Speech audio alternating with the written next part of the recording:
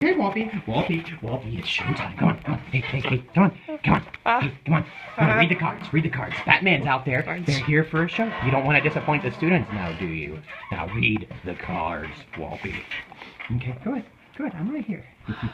Hi, Covenant staff and students. I am Professor Bartholomew Walpole. Now, Whoopi. Be more confident, Whoopi.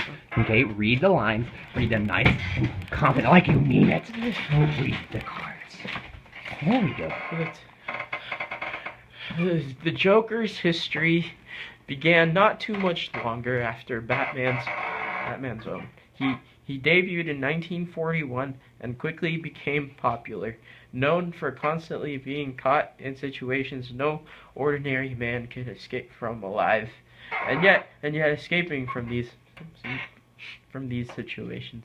He has gone through stages of being a killer with a theatrical flair to a silly thief with a desire to stage elaborate heists, to a sociopath clown whose sole desire is to play with the Whoopi. You're making me sound so boring. Okay? Do not let that happen. Look, okay? You don't want the world to get the wrong idea about dear old Joker, do you? No? Okay, so read better. Bats, keep your underwear on over your tights. If you try to leave that room, then Professor Walper is in for a nasty surprise. What kind of surprise? Read the cards. The moment you leave that room, the Joker leaves this one, and I get to be a part of a neat little daytime fireworks show. You said you let me go! Hey, look here. Look at me. Hey, look, if the Batman cooperates, and you can bet Robin's tidy whities that he will. Look, and if you do your job right, then you'll be walking out of here fresh as old Bruce Willis in The Sixth Sense. But isn't he... Hey! Spoilers! You didn't call spoilers, Whoopi. Now, read the cards. The Joker ultimately desires to bring everyone, especially Batman, to his perspective. He sees the world and existence as one big meaningless joke, and he just wants the world to laugh with him. In his 1986 story, The Dark Knight Returns, Frank Miller explores the Batman-Joker relationship like none before him. Here, the Joker displays an obsession with Batman to the point of infatuation.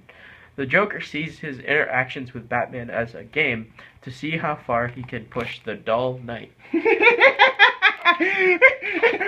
Do you get the joke? The Joker takes a certain pride in the amount of people he has killed, though he admits that he does not keep count, but that he knows Batman does. And I love you for it, darling. He believes he has finally pushed Batman to the edge, and in the critical moment of their battle, the Joker believes he has succeeded in convincing Batman that the only way to end their game is to finally kill the Joker. Batman, however, cannot bring himself to cross that line, instead choosing to snap Joker's neck in such a way that paralyzes him. And it was so... The moment was perfect. And you couldn't do it? Paralysis? Really? You didn't have the nerve? Sorry, Whoopi. It's back to you. Alan Moore, a revolutionary writer of comics in the 80s, was asked to write a Batman story. His story was a possible origin for the Joker, but also further explored his views of the world. It came down to the key phrase of one bad day. The Joker believed that people are not that different from him, that all it would take to bring someone to his perspective would be one bad day. To test his theory, he kidnaps Commissioner James Gordon and subjects him to a psychological onslaught. Okay. Enough of this.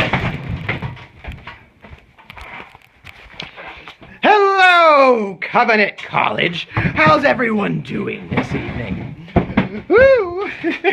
Sorry about that lame ass over there.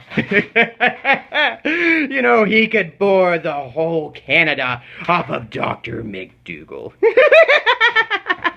Ooh, so, has everyone well? Excited to see the bats?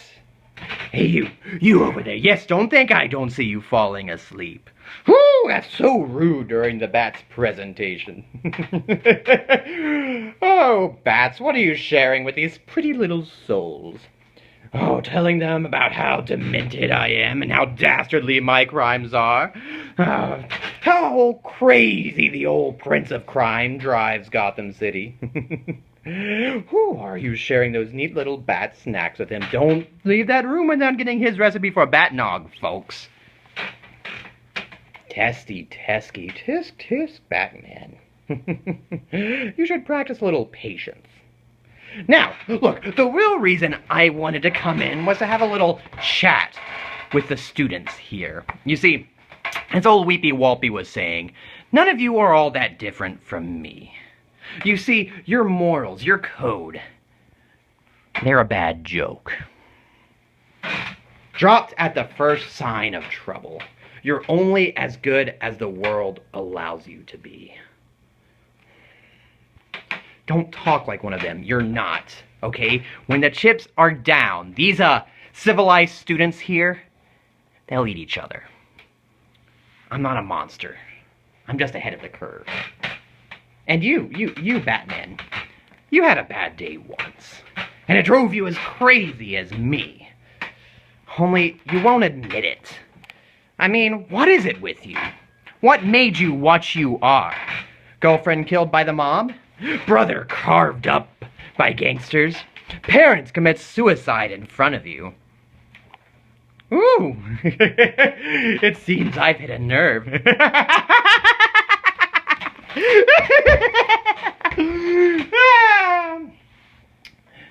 You know, something like that happened to me once. I'm not exactly sure what it was, but my point is, my point is, I went crazy when I saw what a black, awful joke the world was. I went as crazy as a coot. I admit it. Why can't you? Oh, now, students, pay attention. Up here. Look at me. There we go. All eyes on me. Your professors have plans. Chartwells has plans. Halverson has got plans.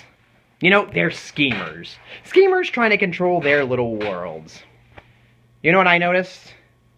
Nobody panics when things go according to plan, even if that plan is horrifying.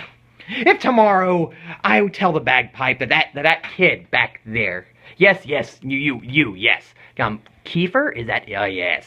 If I tell the bagpipe tomorrow that Kiefer is going to fail his exams, or that Chartwells is going to serve eggs that aren't actually made of eggs, and serve coffee that they tell you is caffeinated, but it's actually decaf, folks, well, nobody panics, because it's all according to plan.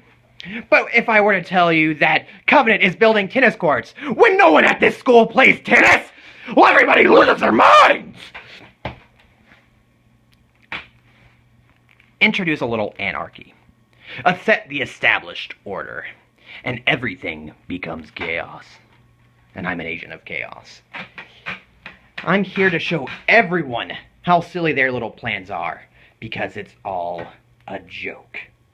Everything anybody ever valued or struggled for, it's all a monstrous, demented gag. So why can't you see the funny side, Batman? Why aren't you laughing? What? What's going?